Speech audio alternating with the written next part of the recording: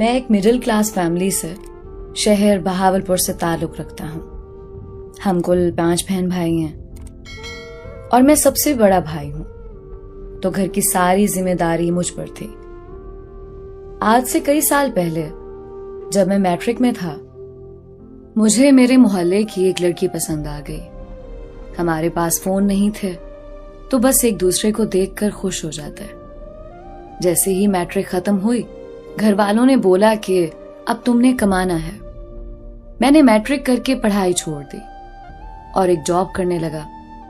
मैंने तकरीबन 3 माह तक वो जॉब की और फिर ज्यादा अच्छा कमाने के लिए लाहौर चला गया। वहां जाकर मैंने एक बेहतरीन जॉब की। मुझे बड़ी अच्छी तनख्वाह मिलने लगी। मैं अच्छा खासा कमाने लगा। 3 साल तक मैंने कमाया। उस दौरान मुझे उसकी बहुत याद आती। तो एक दिन मैंने उसके घर का नंबर पता करवाया। नंबर मिलते ही मैंने राब्ता किया, तो उसकी बड़ी बहन ने फोन उठाया। मैंने काम के बहाने से छोटी बहन से बात करने का बोला, तो उसने फोन उसे थमा दिया। वो बात करने लगी और हमने कोडिंग में बात की।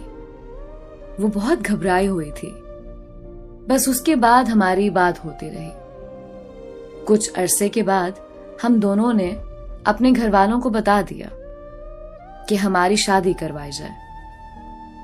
दोनों के घर वाले मान तो गए, लेकिन सब बोले कि पहले लड़का कोई सरकारी नौकरी ढूंढे।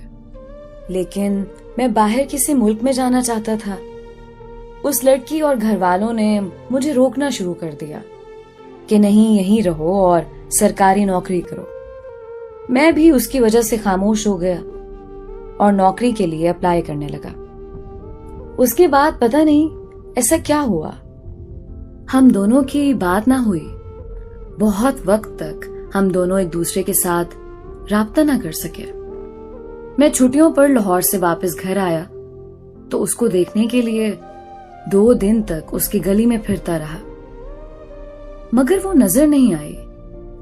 तीसरे दिन सुबह नाश्ता कर रहा था कि मुझे मेरे दोस्त की कॉल आई। उसने कहा, जिसको 2 दिन से ढूंढ रहे हो, वो इधर विक्टोरिया अस्पताल में बेहोश पड़ी है। डॉक्टर्स बता रहे हैं उसने जहर पिया है। ये सुनकर तो मेरे पांव तले जमीन निकल गई। मैंने फौरन नाश्ता छोड़ा और अस्पताल भाग पड़ा। वहां जाकर देखा तो वो एम्बुलेंस में बेजान पड़ी थी। मेरा जिस्म कांप रहा था। मुझे ठंडे पसीने आ रहे थे। वो नाजुक जान मेरे आने से पहले चल बसी थी। मैं चीखता रहा, रोता रहा, कोई पता नहीं उसने आखिर ऐसा क्यों किया। वो कुछ तो बताती कि उसके साथ क्या हो रहा है। उसके जाने के बाद मुझे फौरन सरकारी नौकरी भी मिल गई, मगर वो मेरे किसी काम की नहीं थी। मैं अपनी जिंदगी की जंग हार चुका था। मैं बहुत मायूस हो चुका था। मैंने वो सरकारी नौकरी नहीं की।